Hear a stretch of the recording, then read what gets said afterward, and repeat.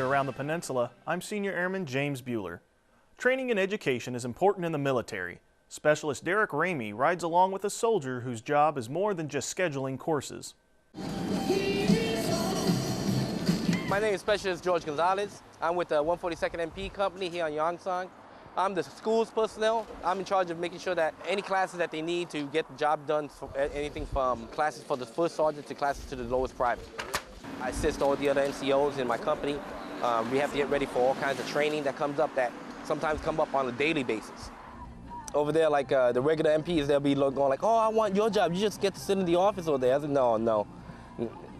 You know, so it's a constant going back and forth. To say that you only have one specific job, oh, where did he put this thing at? No, we have multiple jobs that change for multiple days. That's the best place to do it. Can't forget the coffee. For a lot of people, it gets intimidating, but you get used to it. I mean, this is your job, you know? You have to be able to do the job right. And if you're just gonna stand there timid all the time, you're not gonna be able to do the job. He's that one person that always jokes around with everyone.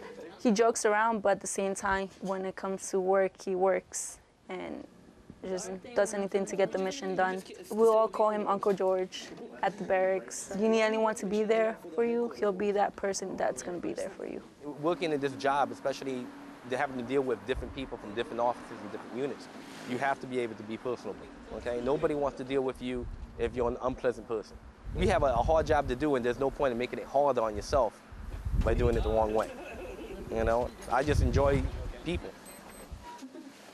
Specialist Gonzalez is also the president of his unit's Better Opportunities for Single Soldiers program and tries to keep them as active as possible in the community.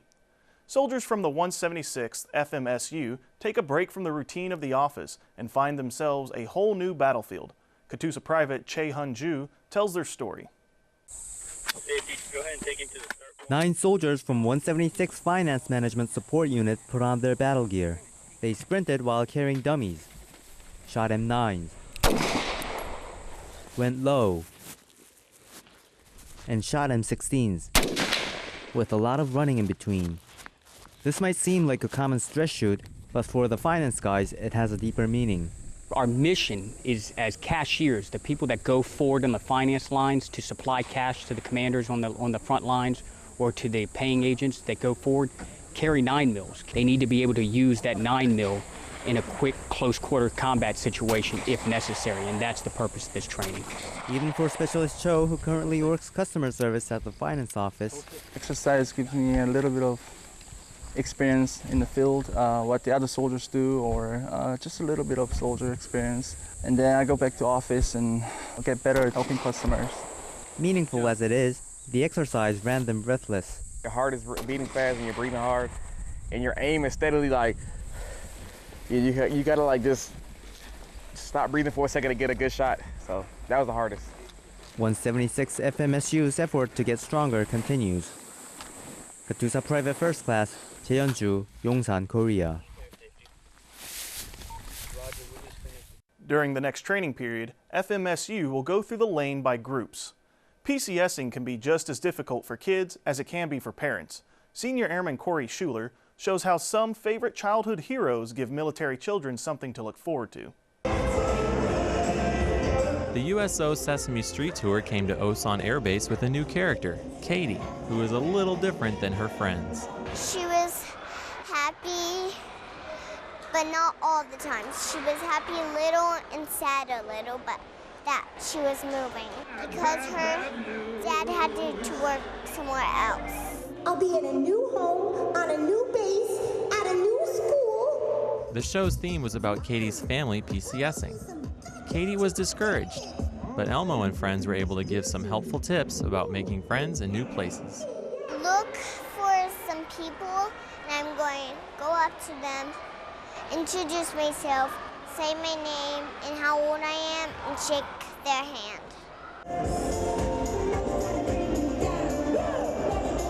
Katie's struggles with PCSing resonated with children in the crowd and gave Kaylee Turner hope. My favorite part was whenever Katie thought she could do it.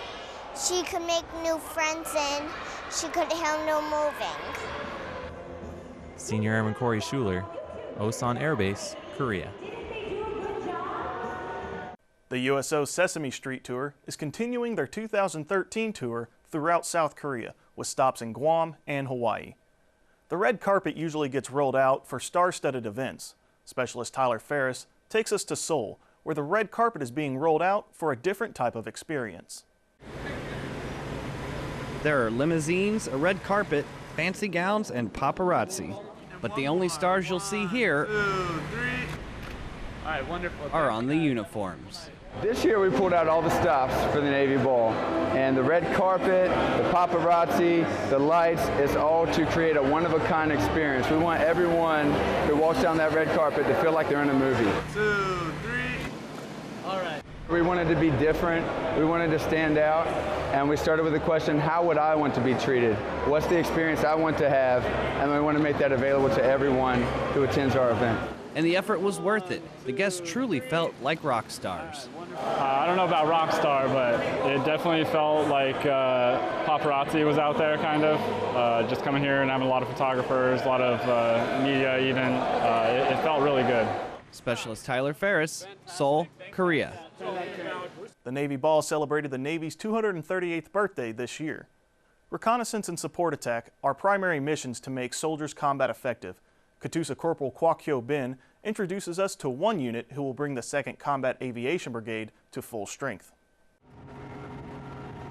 The 4th Squadron, 6th Cavalry Regiment, or 46th Attack Reconnaissance Squadron from Fort Lewis, Washington, comes to Korea to initiate a 9-month rotational deployment. The bottom line is they are a cavalry unit. They don't see themselves any different than any other cavalry unit in any organization here on the peninsula. They see themselves as the ability to go out, the eyes and ears of the commander, and provide information to all commanders in the alliance to help them make the best decisions in the most timely manner. You see the capability, as you saw when they took off today, and the commitment to the alliance. This is a premier attack, reconnaissance, and security force here. Let there be no illusions. They're highly trained, they came highly trained, and they're ready to fight tonight to meet USFKs and the Roxy 10. OH-58 Delta Kiowa Warrior is an armed reconnaissance helicopter. It's a good helicopter to me because it's sort of a jack of all trades. It can be quick response force, it can be reconnaissance, it's a little bit of everything all in one package. Its adaptability is its greatest strength. It's a new experience, and I hope it presents good training opportunity and challenges for us as we progress into our deployment. Katusa Corporal Kwak Hyo Bin, Busan, Korea. 46th Attack Reconnaissance Squadron will be stationed at Camp Humphreys. Job hunting can be successful when the needs of employers and job seekers are met. Katusa Corporal Yang Dong-ho discovers how Area 4 residents are trying to meet their needs for a job. Employers and job seekers come together at the Evergreen Ballroom to find the right position in the right job. I didn't know what to expect. I've never been to a job fair in my entire life, so I didn't know.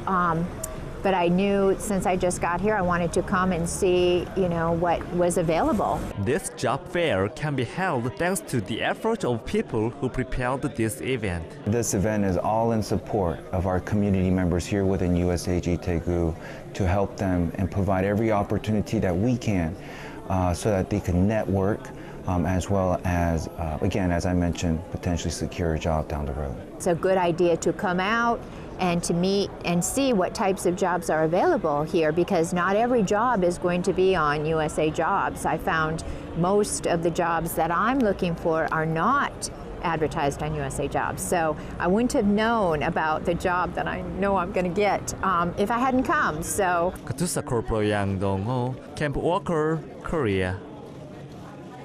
Mr. Joseph Lee is planning another job fair for anyone who missed the event. That was your Around the Peninsula for Thursday, October 24th. From all of us at AFN, enjoy your evening.